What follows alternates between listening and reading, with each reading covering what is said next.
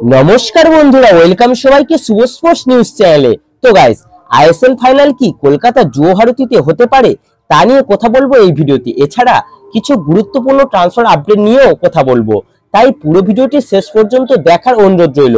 তো guys, league শিল্ডের পরে ISL এর ফাইনাল কোথায় হবে তা নিয়ে ইতিমধ্যে চর্চা শুরু হয়ে গেছে। মুম্বাই নাকি কলকাতা?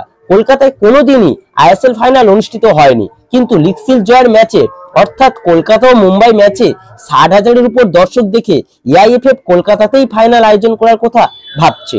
আগে কিন্তু এই ফাইনাল আয়োজন করার দৌড়ে এগিয়েছিল মুম্বাই। তাই এই মুহূর্তে পরিস্থিতি যেদিকে এগোচ্ছে তাতে যদি সবকিছু ঠিকঠাক থাকে তাহলে যুব ভারতীতে প্রথমবারের জন্য আইএসএল এর ফাইনাল হতে চলেছে। তো গাইস, এবার যদি আমরা একটু ট্রান্সফার আপডেটের দিকে যাই, তাহলে পাঞ্জাব এফসি পরের মরশুমের জন্য একজন নতুন বিদেশিকে সাইন করাতে চাইছে। তো প্লেয়ারটি হলো 34 বছর বয়সী স্প্যানিশ সেন্টার ফরওয়ার্ডের প্লেয়ার অ্যালেক্স সানচেজ, যে কিন্তু এই সিজনে আই লিগে গোকুলামের ক্যাপ্টেন ছিল। গোকুলামের হয়ে দুর্দান্ত খেলেছে।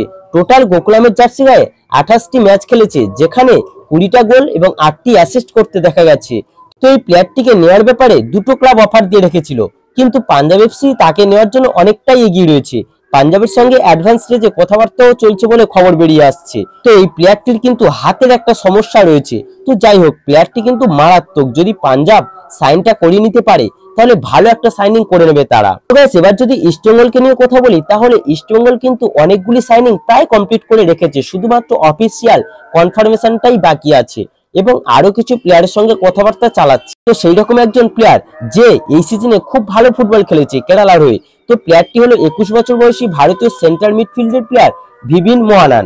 তো এই ভিভিনকে এই মরশুমের শুরুতে গ্রিসের ক্লাবের হয়ে ট্রেনিং করতে দেখেছিলাম এবং সেই ক্লাবের হয়ে বেশ কয়েকটা ম্যাচেও অল্প অল্প সময় গেম টাইম পেয়েছিল এবং সেই অভিজ্ঞতাকে কাজে লাগিয়ে এই সিজনে দুর্দান্ত ফুটবল উপহার দিয়েছে কেরালার হয়ে। একটা গোলও করেছে সে।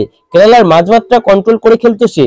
তো এই প্লেয়ারটিকে নেওয়ার ব্যাপারে ইস্টবেঙ্গল ইনকোয়ারি শুরু করে দিয়েছে এবং যেহেতু কন্ট্রাক্ট শেষ হয়ে যাচ্ছে তাই ফ্রি প্লেয়ার হিসেবে ইস্টবেঙ্গল তাকে নিয়ে আসতে চাইছে। এবার কেরালাও কিন্তু কন্ট্রাক্ট এক্সটেনশনের কথা বলেছে তাকে। তো এই পরিস্থিতিতে সে কিন্তু এখনো কোনো রকম সিদ্ধান্ত নেয়নি। সম্ভবত লিগটা শেষ হলেই সে ফাইনাল সিদ্ধান্ত নেবে। তো ইস্টবেঙ্গল যদি ভালো একটা প্রস্তাব দিয়ে এই প্লেয়ারটিকে তুলে নিতে পারে তাহলে খুব ভালো একটা সাইনিং হবে ইস্টবেঙ্গলের জন্য। যথেষ্ট কোয়ালিটি একজন প্লেয়ার, মাঝমাঠে ক্রেসপোর সঙ্গে দুর্দান্ত একটা জুটি হতে পারে। তো গাইস, দেখা যাক শেষ পর্যন্ত প্লেয়ারটিকে ইস্টবেঙ্গল কনভিন্স করতে পারে কিনা। তো গাইস, এই ভিডিওতে এই আপডেটগুলি জানানোর ছিল। আর যদি ভিডিওটি ভালো লেগে থাকে তাহলে অবশ্যই লাইক ও সাবস্ক্রাইব করে দিও।